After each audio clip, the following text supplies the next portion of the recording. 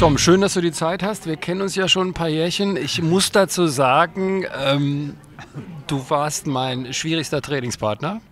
Aber ich habe, glaube ich, da bei unseren Einheiten am meisten gelernt. Du weißt, ich war talentfrei, aber fit, immerhin. Das war eine schöne Zeit damals, komm. Das ist eine sehr schöne Zeit. Also möchte ich nicht missen, in Bundesliga in Deutschland zu spielen. Das war ja damals noch richtig was. Ja, war eine sehr, sehr schöne Zeit in Kelkheim. Dort zu spielen, einige Jährchen. Und eine neben der Tour recht willkommene Abwechslung, weil es ja doch da nicht so heiß zugeht. Und so ein bisschen die Clubatmosphäre ist cool. Wir haben ja eben auch gleich ein Bild gesehen, wo ich die Haare noch etwas offener getragen habe. Aber lass uns zu dir kommen, das ist viel wichtiger. Erster Schläger. Das Problem. Guck mal hier, du bist weit vorne. Weit vorne. Tom, du hast viel Sport gemacht. Du bist natürlich Ski gefahren, das gehört sich so als Österreicher. Er ist ein richtig guter Kicker, das weiß ich aus eigener Erfahrung, weil wir immer auch mal ein bisschen gezockt haben. War nicht dein Vater irgendwie dafür, dass er gesagt hat, der Sohnemann muss Fußballer werden? Nix Tennis. Nee, eigentlich war umgekehrt. Also, okay. Weil er kam vom Fußball und ich bin über den Fußball zum Tennis gekommen, weil da eben dort, wo ich immer Fußball gespielt habe, war neben ein Tennisclub und da ging es halt immer. Und irgendwann hat das mein Interesse geweckt und habe gesagt, was passiert da drüben? Und dann wurde ich sozusagen für den Kinderkurs dort angemeldet und mein Talent, ja, mit dem Ball umzugehen, war mir in die Wiege gelegt. Und dadurch, ja, da stammt im 1975 das erste Pokal her und das hat ein bisschen mein Feuer für diesen Sport entfacht und habe dann halt wie ein Verrückter gegen die Wand gespielt, tagelang und so weiter, bei jeder Temperatur und fast Tages- und Nachtzeit, also ich war gut beschäftigt. Die Wand steht übrigens heute noch, also es ist so. Und mein Vater, also irgendwann stand einfach das Thema auf dem Tablett, dass man gesagt hat, na gut, ich kann nicht überall hinfahren, Fußball hier, Tennisfinale da, also das war eigentlich technisch fast nicht mehr möglich. Und er hat gesagt, du solltest dich für irgendwas entscheiden und musst dich für irgendwas entscheiden. Und ich habe gesagt, ja, wie wäre es mit Fußball? Und er sagt, ja, aber die Füße kannst du dir später auch ruinieren lassen, probier es vielleicht mit Tennis.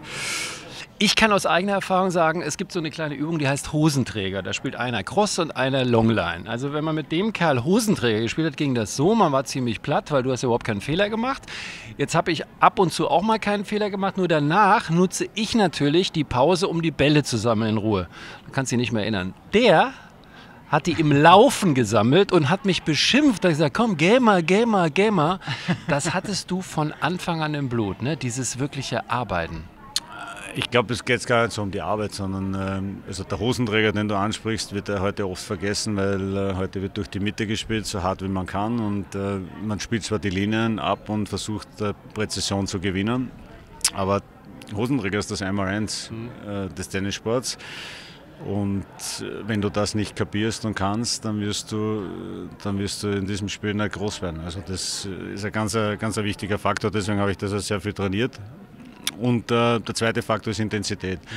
Also es geht gar nicht so darum, wie lange man trainiert, sondern es geht, wie lange kann man intensiv trainieren, wie kann man die Intensität über eben Stunden dann steigern und was dabei rauskommt. 4 Stunden zu trainieren und davon 3 Stunden Pause zu machen, ist zwar schön im Umfang, aber nicht wirklich hilfreich. Und mein Thema war immer, wenn ich spiele, dann muss gespielt werden. Und dann lernt man auch mit dieser Intensität umzugehen und dann werden Matches eigentlich auch eher zu Erholungsphasen, wenn man dementsprechend trainiert. Und das ist eigentlich das Geheimnis, dass man dann eigentlich im Match diese Belastung gar nicht so spürt, weil man ein anderes gewohnt ist. Und das ist ein ziemlich einfaches Prinzip.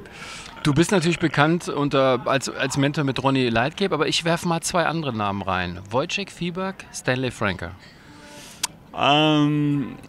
Wojciech Fibak in der Hinsicht, dass er mich einfach damals bestärkt hat, mit Ronny Leitgeb überhaupt zu arbeiten. Weil großer polnischer Profi, dürfen wir sagen? Ja, also er hat auch mit Ivan Lendl gearbeitet und ja, der hat sicher sehr viel Ahnung gehabt, strategisch, war vielleicht auch nicht der Talentierteste, aber hat unglaublich mit Köpfen gespielt, aber das war gar nicht so das Thema, sondern es war einfach, dass er gesagt hat, ich unterstütze das und was soll schief gehen, ich stehe dahinter, weil wenn du mit null Geld dastehst, diese Entscheidung zu treffen, zu sagen, okay, hier ist ein Trainer, Manager, der eigentlich damals ein abgebrochenes Medizinstudium hatte und von Tennis schon Ahnung, aber nicht wirklich, wie das so hundertprozentig funktioniert und als Nebenjob sozusagen beim ORF im Radio gearbeitet hat.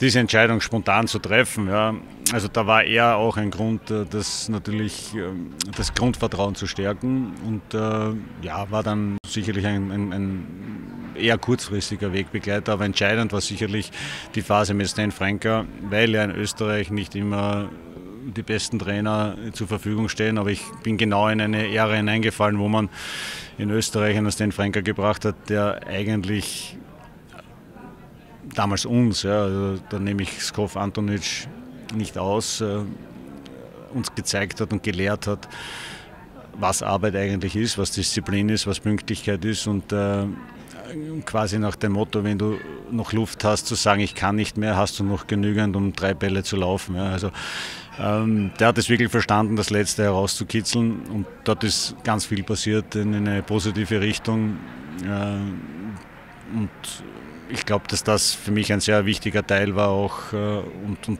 auch ein glücklicher Teil, weil wenn er vielleicht nicht gewesen wäre, wer weiß, wie das ausgegangen wäre, das kann ich heute nicht sagen, aber also es gehört auch manchmal ein bisschen Glück dazu, die richtigen Leute im Leben zu treffen.